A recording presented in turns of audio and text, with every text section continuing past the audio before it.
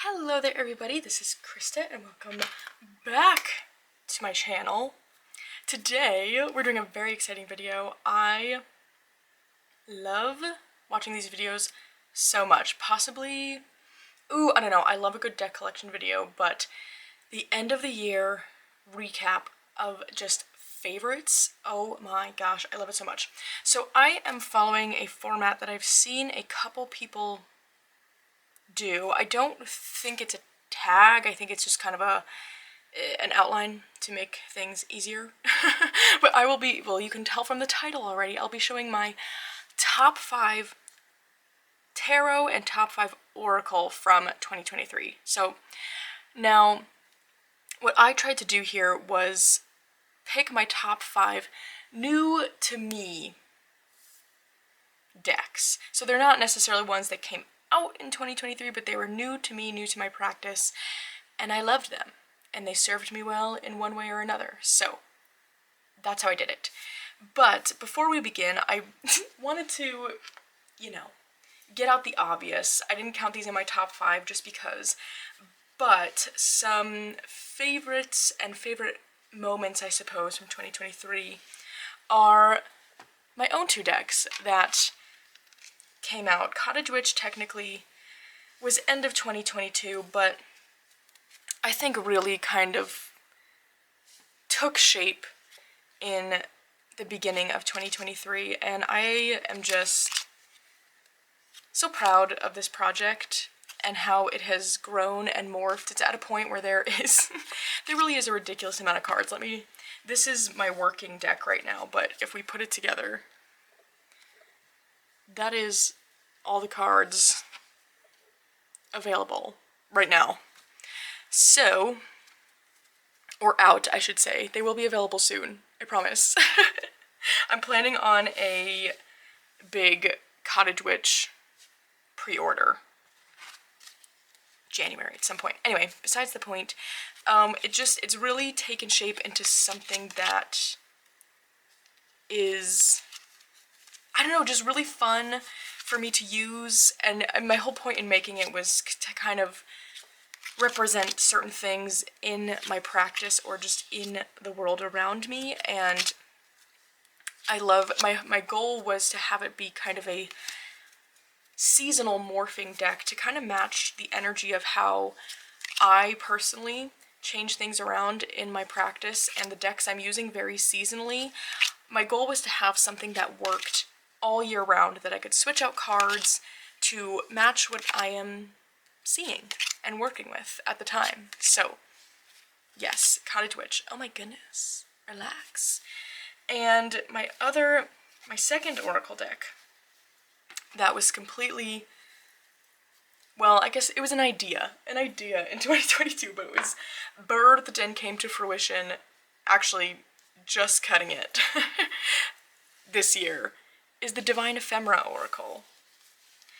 Now, this one I feel like I'm proud of for different reasons, because this one was a bit more of an artistic journey, I guess you could say, where Cottage Witch, I put it together kind of, there was things I had to learn in order to put it together, but mostly that was just searching for the images, which, I mean, I like to say, I went to library school and they do give you an advanced degree in Google, is what I like to say. So that is something that comes kind of naturally to me, where this was a bit more of a challenge in doing the same thing of finding the images, but then learning to collage, really, digital collage.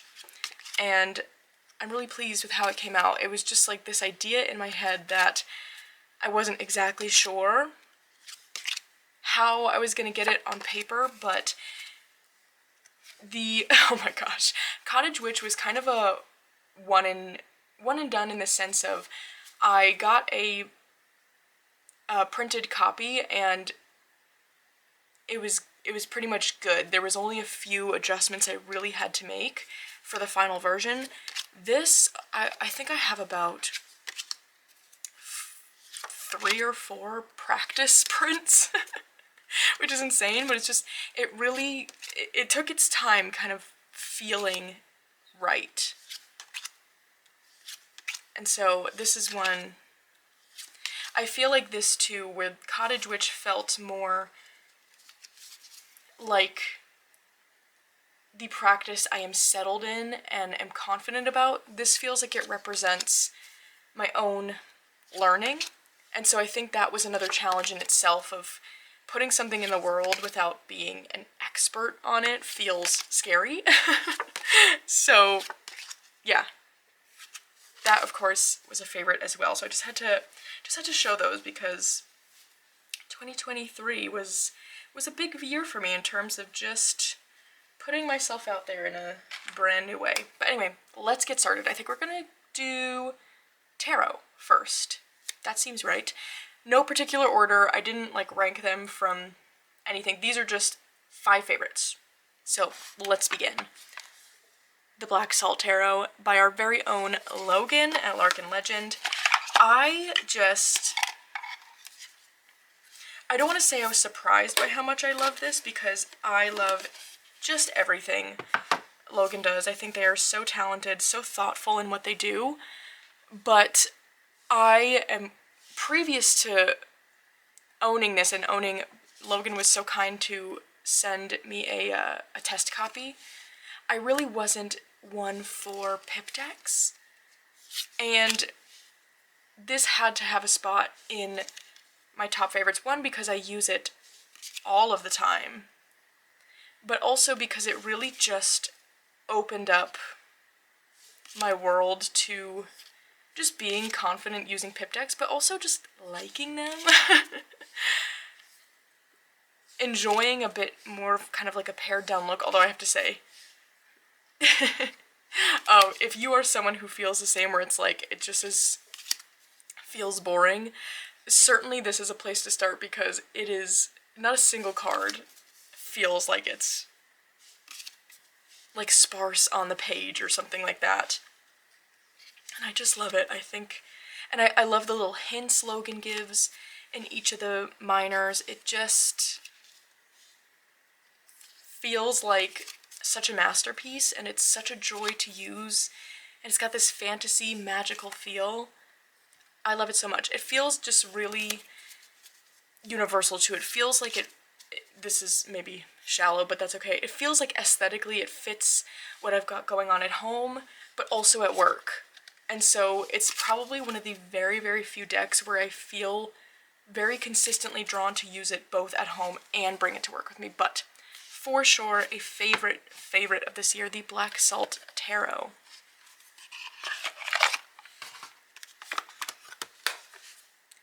Next, we've got the Tarot of the Witch's Garden. I think many of us just were so highly anticipating this, and it did not disappoint.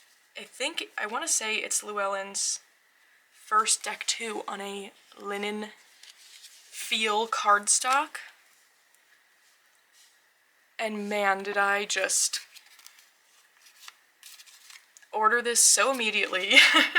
I have the copy with the incorrect printing, but it doesn't bother me.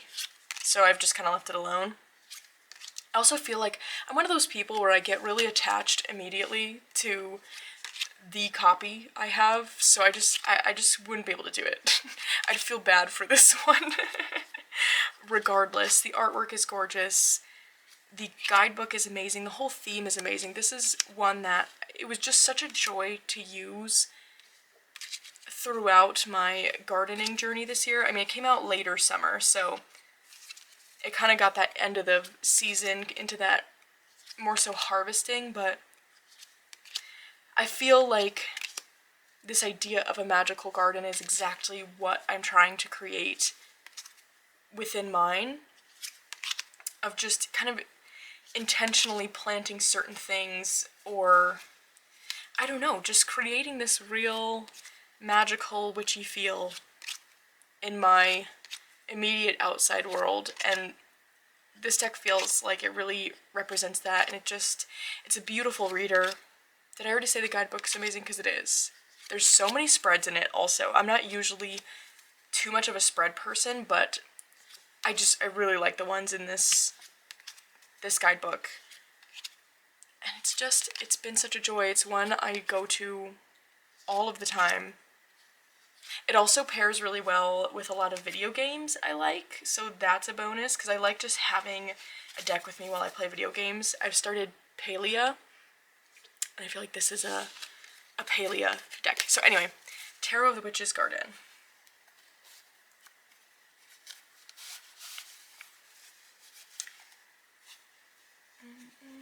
Okay. Next, we've got the Black Madonna Tarot. Now, I'm pretty sure I got this in 2023. I'm not super positive, but this was the only one where I was like, did I? But I feel like if it was 2022, it was the very, very end, so I think it was 23 though. But this deck has been just really, really game-changing. Not to sound just so dramatic, but it really, really has. It just feels like it really took my spiritual practice in a whole new direction, where it just opened up this fascination with the figure of Mary Magdalene too. It sort of launched this whole thing into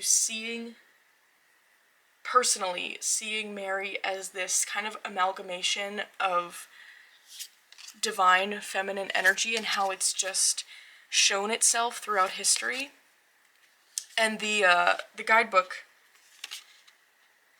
feels like that's kind of what it does, where the creator relates Mary to some different goddesses and things like that. And it just, anytime I'm feeling like I want to get into that divine energy, connect to deity in some way, this deck is just, it's always coming out. It's always coming out. And I love it so much. And it's really interesting because I have the Mysteries of Mary Tarot now too, and that one feels more like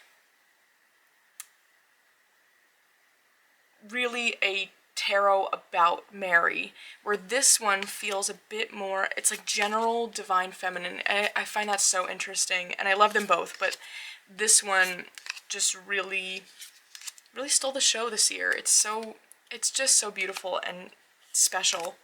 So, Mysteries of the Black Madonna. What did I call it? Tarot of the Black Madonna? It's the Mysteries of the Black Madonna. Let's get that right.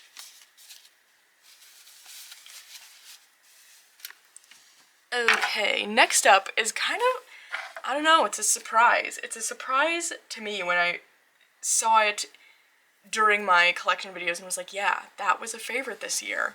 It was the She-Wolf Tarot. This one is so out of my usual wheelhouse, out of my usual comfort zone, and I think that's why it's a favorite. Because Andi and I spent quite a few weeks really deep diving this deck. We do readings with each other in the mornings, and I think for 2, maybe 3 weeks, we only used this deck, so we really got into it. And because we both had the deck and just didn't really use it, and oh my gosh, after that practice, I grew such a love and appreciation for this deck, and I'm so glad we did that because, like I said, it's something really, really out of my usual comfort zone, and it just feels like it opened me up to ideas about things I don't usually get, where it brings in a bit more of the astrology. It's got a Thoth lean, and that's something I usually kind of steer clear of for some reason. Of course, my usual practice is very earthy, very forest green, and most of my decks really do reflect that. But I think what really made this one stand out to me this year was that it got me thinking in a new way. It really stretched my comfort zone, it felt like, where now I have some, this is still unique in my collection, but I have some decks that I got to pair with it that I never would have probably gotten otherwise, that I really also grew to love.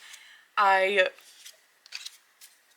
have now the desire to learn Thoth a little bit. I want to get more into astrology and understand that better.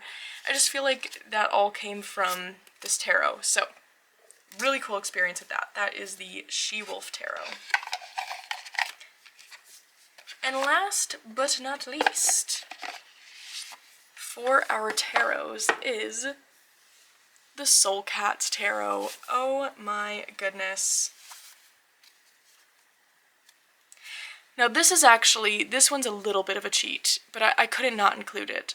I did have it when it first came out, and then ended up rehoming it because at the time, the cat energy, it was too, not too much for me, but I never found myself really wanting to use cat decks because my house is full of cat energy. I only have one cat, but man does she just... she is the queen of her castle. But, so I ended up, I think I gave that one, I don't know, I gave it to a friend or something of the sort. Rehomed it somehow. Probably exactly a year ago from then, when I got it again, this last year in February, Stevie ended up getting really sick with, she had, what do you call it? Basically, she had a little kitty UTI that traveled to her kidneys, which is not good. I can't think of the name they gave to what she had, but ultimately, she was getting pretty severe kidney damage, and she ended up staying in the vet hospital for around almost a week, I want to say. And all I know is once she was finally okay, the vet was like, yeah, cats don't usually make it out of that. Like, awesome! Yeah, so cool. Love that for her. So that was just a really, really tough time for you know, our household, because we are childless, millennial / just learned I'm technically Gen Z. Weird. Anyway, and so that cat is our baby. She is the center of our universe here, you know what I mean? And so not having her here was so weird, and I've never worried in that way in my life. And so this was a deck I bought during that time because I got it in my head again, and I was like, honestly, I need something to feel better. I really do. And this just completely did the job. And then once we got her back home, she is fine now. She goes to more checkups now. She doesn't just have the annual. Slay queen. But she is good, I should say. But even after we got her home, I found myself wanting to use this all the time, I think because, you know, when things like that happen, it just really scares you. And I found myself since then really wanting to use decks that have this kind of cat energy. But what I love about this one is it's a magical cat energy. So it's not like her tarot is the cat tarot, and that is a deck I only use for her now, and that's hers. That has very, very, like, cat energy, but this is a bit more mystical, and I think that's why I like using it for me. But it really, really did the job it needed to, plus some, because I use it all the time now. So that is the Soul Cats Tarot, and that is my last tarot in the top 5. So let's move on to oracles, shall we? I think I have to start with this one because there was quite a few months that I just didn't shut up about it. So we have to give it its moment first. That is the Oracle of the Roses by Sherilyn Darcy. Oh my gosh. This is one I totally wrote off, was like, nope, don't like it, don't need it, like, it's just rose images, what the heck, kind of thing. Is that? Oh, look how that's reflecting onto there. That's so weird. But then I got it because when I started gardening, immediately, for some reason, the first thing I wanted was rose bushes. I just had this desire to have a rose garden. So I got this deck and it just completely swept me off my feet. I could not put it down. 4 months. I'm pretty sure it ended up in at least 3 months, separate months favorites videos, because it just, I couldn't get enough. Is an archetype, words today, archetype deck, which is really cool, but then it gives you what kind of rose it is, and it's broken up into like, it's old garden roses, modern garden, and wild roses, which I think adds a really cool layer. But also, just the simplicity of the cards makes it pair well with so many different decks. And I'm just still so in love with this one. It's so, so good. And it really was fun to look through here to try and find the different roses that I was planting, or something close at least. And I don't know, I think it's so, so good. It's such a good deck. And look at how pretty. Oh, so good. So that's the Oracle of the Roses. Keeping on the rose theme, as you can tell, I'm a rose lover these days. This year that was a big thing for me. But my second favorite is the Rose Alchemy Oracle. This is entirely because of Candy, from Candy Soul and Soil. She was showing this deck and oh my, I just needed to have it. I needed to have it. Because her and Thea, their garden arcana this year was such an inspiration for my garden, and Candy's roses and her love for roses just also, it really just brought me joy and inspired me. So when she showed this deck, as a fellow rose lover, I was like, okay, I have to get it. And oh my gosh, is this one special. It just, I never have quite the right words to explain it, but first of all, these images are so pretty. I love how they're actual photos of the roses, but it really, it feels like it imbues each of these roses with their own spirit. I don't know if that's the right word or if that makes any sense, but it's like, it gives each of these roses like a real personality and guiding kind of energy. And it just, what I really like about it is it brings a sense of spiritualness to these flowers. And that's what I want to feel in my own garden. I want to feel like there is some sort of spirit present, however, whatever that is or may be or look like. And this oracle just really brought it there for me. And I love it. I love it so much. It's like you know when in oracle decks it's like, there's always the one card or few cards where it's like, maybe you don't dislike it, but you don't like it as much as the other cards, so when it comes up you're kind of like, oh. Maybe that's just me. But there's not a single card in this deck that I'm like, aw, like wish I got a different one. Because they're all so beautiful.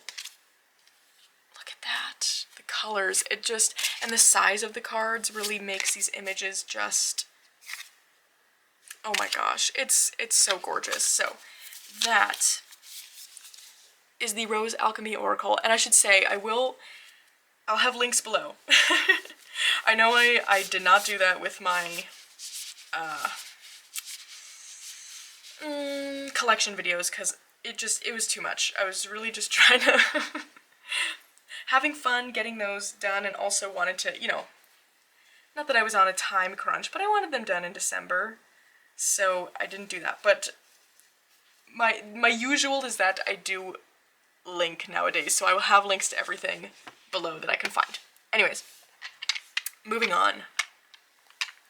The Fure Chakras, specifically the sticker edition, which unfortunately I don't think is available anymore, but Andi is always coming out with new ideas and new versions of the Fure Chakras. I'm gonna hold it up here because it's so teeny. Look how cute. Let me put it down just so you can see. Oh my gosh. Oh my gosh.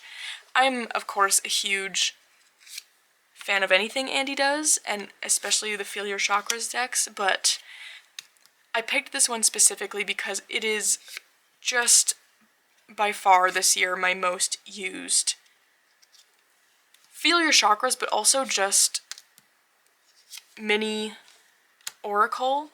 This was brought with me anytime I traveled, or it just went in my work bag all the time, or I used it here when I just wanted like a little bite-sized message, and it's just been so fantastic.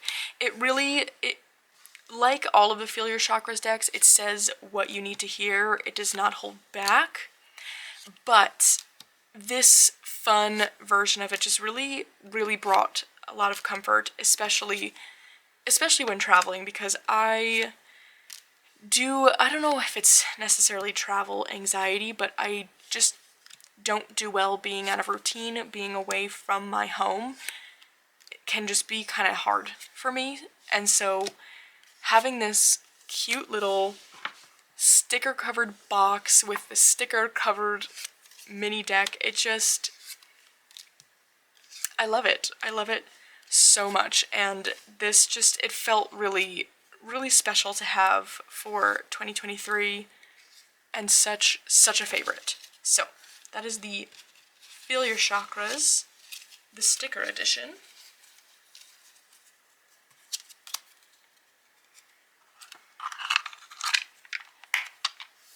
Next we've got this is the mixed together Messenger Oracle, and I never remember the other name because I call it the Messenger Oracle. Hold on, let's pull up the cards. You know this guy. And it's the Seeker. The Messenger and the Seeker Oracles by Raven Falon.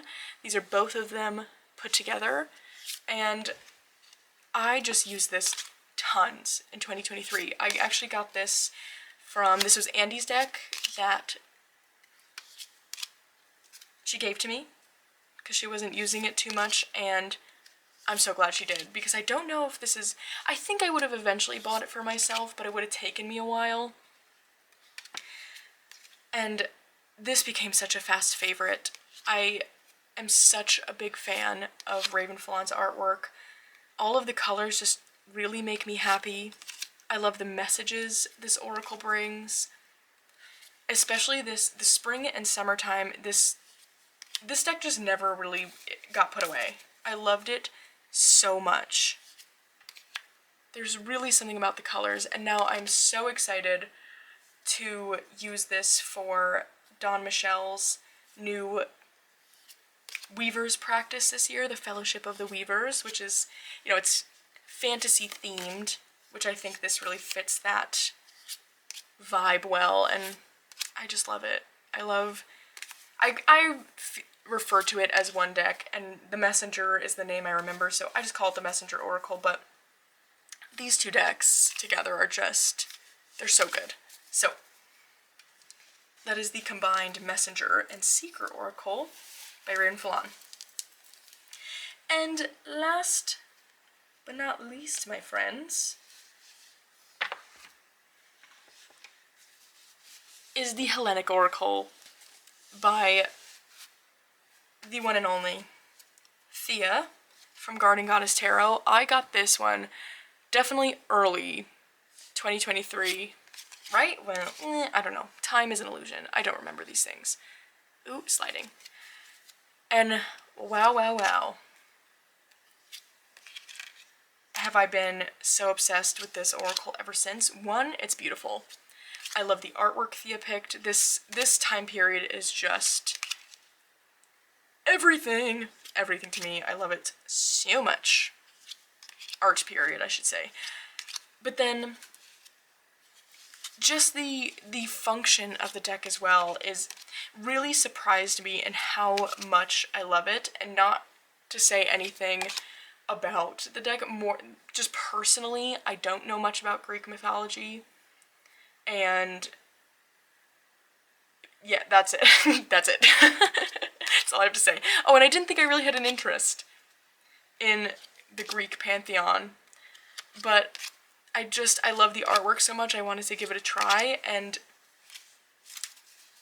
it just completely opened up my world to Greek mythology, the Greek pantheon, and just the joy of using this. And what's so fun about it is I pull a card, and if I don't know who it is, or even if I do, I just Google the god or goddess, and then I get to read their story, and it's such a special thing to be sort of examining the story in the lens of divining, where it's now I'm seeking the message for myself within this story, and something about that kind of critical thinking I just think is really, really special.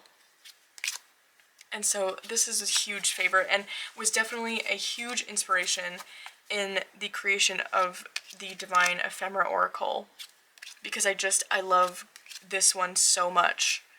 But I do think, I have to say, like, I use both of them heavily, and they're really fun to use together, I've discovered, which is interesting.